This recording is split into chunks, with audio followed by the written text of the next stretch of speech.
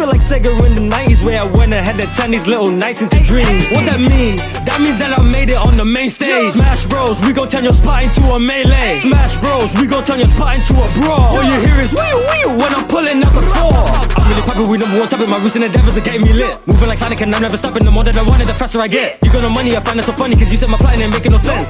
Welcome crewmate to the Grand Line. I'm your captain. Today we're talking about if One Piece New Dream really deserves to hate if it's getting, like, is it overrated? And personally, I can see both sides of the coin, if it is and it isn't. But if you're new to the channel, make sure you like, comment, and subscribe. It only takes 2 seconds to like and subscribe, so you might as well do it. And to be honest, I'm gonna keep this short and sweet. One Piece New Dream did have a rocky release with a bunch of unnecessary bugs that could have really been patched out to where your combat spawn in your toolbar, like in your inventory, not your toolbar, which I don't even know how that becomes a bug. It's just new things for every developer. But yeah, that, and they recently added a code system to where the codes don't work for some people. I've tried putting the codes, I really went into Discord and asked people if the codes work, and don't even get me started on the Discord, it's just chaotic. But we're here to mainly talk about the game. Overall, the game is, I'm gonna say it's a bad game with good ideas. Early game combat is trash, and the early game progression is also worse. To be honest, this game is meant to be played with a group of people, and if you don't have that luxury, you're really not going to enjoy the game as much as other people make it out to be. Also, I think the expectations in the game were set too high. At the same time, that's what you expect for when YouTubers post a game and talking about it. If people expect that to be more than it is, like a Rail C's, it's not no Rail C's. Let's be honest. On top of that, a lot of the things were trash and weren't explained properly.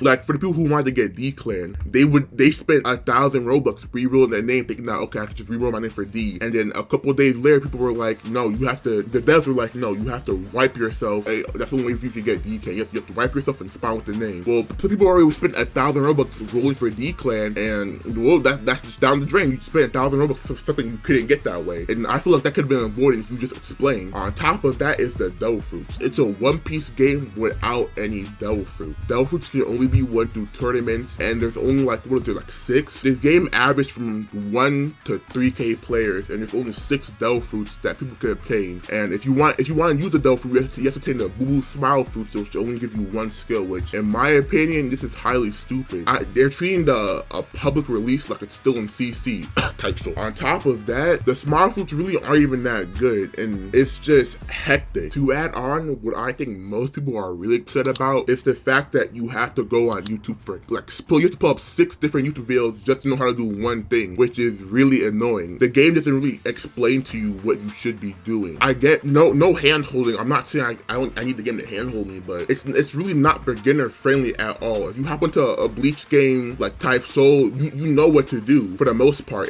Sometimes it tells you what to do in the description of the game, but here there's no indication. Deepwoken was something that actually added a tutorial system so you knew what to expect when you hop into the main game. And even before that, it was kind of straightforward because it wasn't all scattered around. You weren't spawning on different islands really, and it was easy to explore. And here it's not the case. I actually played the game for a while, and within the 3 to 4 hours I played the game, I tried to get my friends on. They said no, this game was ass. I see why. They literally sent me a clip of when they played. 3 people, one with a pipe and sword combination, which that's cool, you can mix and match. Pipe and sword, black leg, and Divine Departure came and jumped them for a blue chest they found on the island. Like how was that fun? And another major thing I see people complain about are the rules. Now, rules are needed to keep games balanced and fun and all that, but a lot of these rules don't really make much sense. Like scamming is allowed, but cheating a boss is bannable.